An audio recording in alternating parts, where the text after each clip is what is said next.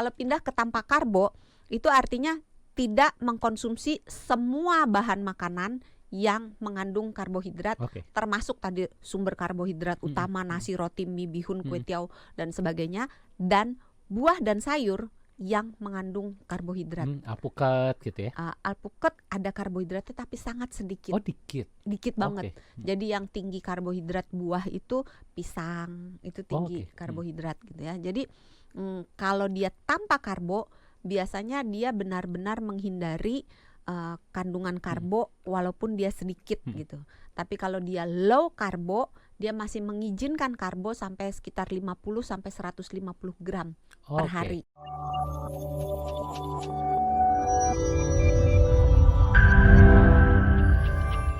Nah, kita akan bahas soal diet. Ini diet dengan cara tanpa nasi. Ini sebenarnya baguskah atau sebenarnya beresiko? Karena seperti kita tahu nasi juga kan sebenarnya ada kandungan-kandungan yang kita butuhkan untuk beraktivitas sehari-hari. Nah, sebelum masuk ke sana Dok, kita mau kenalan dulu sama nasinya. Ini dalam nasi ini sebenarnya ada kandungan apa saja sih? Apakah ada vitaminnya atau hanya pure karbohidrat saja?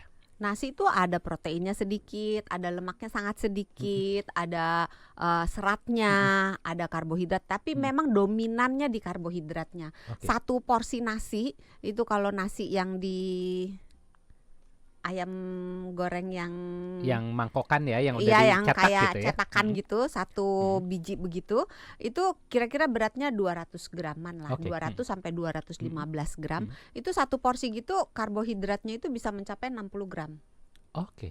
Ini karbohidratnya aja ya? Nah, tapi terlepas dari kandungan karbohidratnya, nasi itu kalau orang Indonesia kan kreatif ya. Nasinya kan bisa saya nggak makan nasi putih tapi makan nasi kuning gitu kan, makannya nasi hijau gitu. Jadi berapa kandungan yang di dalamnya tergantung nasinya itu dimasak dengan cara apa. Tapi intinya sebagian besar dari nasi itu adalah karbohidrat. Lalu pertanyaan Hans, kalau nggak makan nasi boleh nggak? Gitu. Tanya lagi, nggak makan nasi tapi makan karbo yang lain nggak? Kentang gitu ya? Kalau nggak makan nasi tapi makan kentang, kentang bisa menjadi pilihan pengganti karbohidrat, sumber karbohidrat selain nasi. Jadi sumber karbohidrat itu bisa nasi, bisa kentang, bisa roti, bisa oatmeal, bisa ubi, bisa singkong, macam-macam gitu. Bisa jagung. Jadi yang dimaksud yang mana? Pilih dulu ya. Artinya anggaplah kita pilihlah yang nasi tapi diganti dengan karbo lain. Biasanya dengan kentang gitu, dengan ubi juga ada beberapa ganti. Ini seperti apa Dok? Kalau hanya mengganti seperti itu, sepanjang proporsinya masih itu masih dianggap sehat. Nah, yang menjadi masalah proporsi seperti apa gitu kan. Kalau proporsinya itu mengikuti anjuran dari Kementerian Kesehatan yang berlaku untuk pada umumnya orang yang tidak punya kelainan apa-apa, itu biasanya satu piring itu digambarkan dibagi dua, kiri dan kanan. Nah, bagian yang kiri dibagi 3. 2/3 adalah bahan makanan pokok yang biasanya isinya karbohidrat, sebagian besarnya, termasuk tadi nasi, roti, mie, bihun, kentang, artinya ubi. Kalau ada appetizer roti juga itu termasuk ya? Termasuk karbohidrat gitu. Jadi saya nggak makan nasi tapi makan roti, sama aja itu karbohidrat gitu. Karena sebenarnya kita butuh.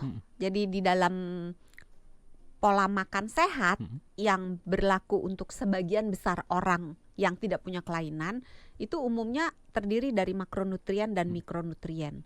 Makronutrien itu adalah jumlah zat gizi yang kita butuhkan dalam jumlah besar. Itu meliputi karbohidrat, protein dan lemak baik. Kalau mikronutrien itu zat gizi yang kita butuhkan dalam jumlah yang sedikit. Itu bisa vitamin, mineral, antioksidan dan sebagainya.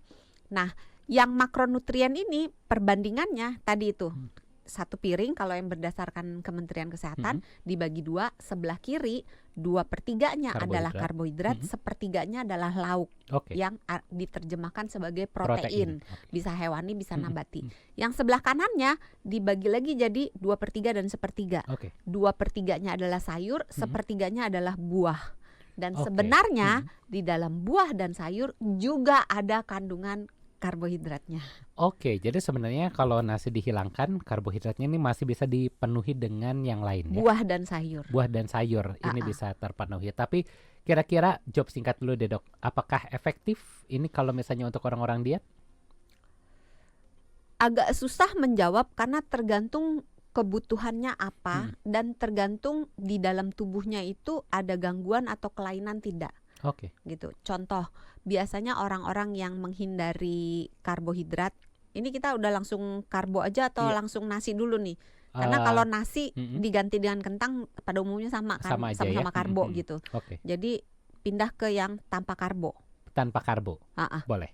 Kalau pindah ke tanpa karbo, itu artinya tidak mengkonsumsi semua bahan makanan yang mengandung karbohidrat, termasuk tadi sumber karbohidrat utama nasi, roti, mie, bihun, kue tiaw dan sebagainya, dan buah dan sayur yang mengandung karbohidrat. Alpukat gitu ya?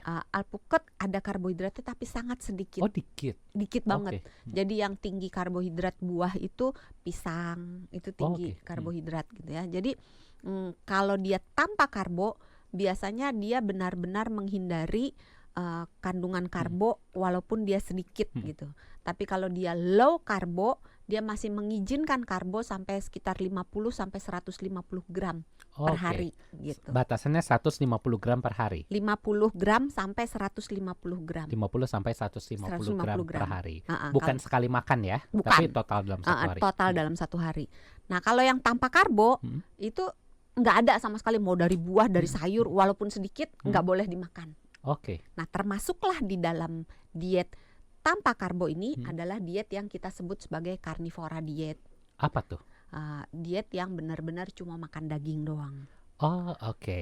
Jadi benar-benar kita bilangnya animal based diet. Jadi dia semua yang dimakan itu adalah basisnya hewani, tidak ada yang nabati. Tapi tidak semua diet tanpa karbohidrat hanya diet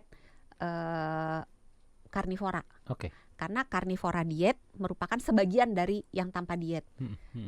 Kalau yang di karnivora diet itu misalnya minyak zaitun, minyak kelapa, alpukat. Tapi alpukat ada karbonya ya. Jadi segala sesuatu yang dari teh dan kopi juga termasuk, karena itu dari nabati kan, dari biji-bijian, dari daun teh, itu nggak boleh kalau di carnivore diet, diet karnivora. Tapi kalau misalnya di yang no karbo, itu teh, kopi masih boleh. Gitu. Terus minyak zaitun masih boleh, karena minyak zaitun walaupun dia asalnya dari nabati, dari tumbuhan, tapi dia nggak ada karbonya, dia pure minyak. Minyak kelapa gitu, kan minyak doang gitu, masih boleh gitu. Jadi susah-susah gampang ngebedainnya ya. Bingung nggak Hans?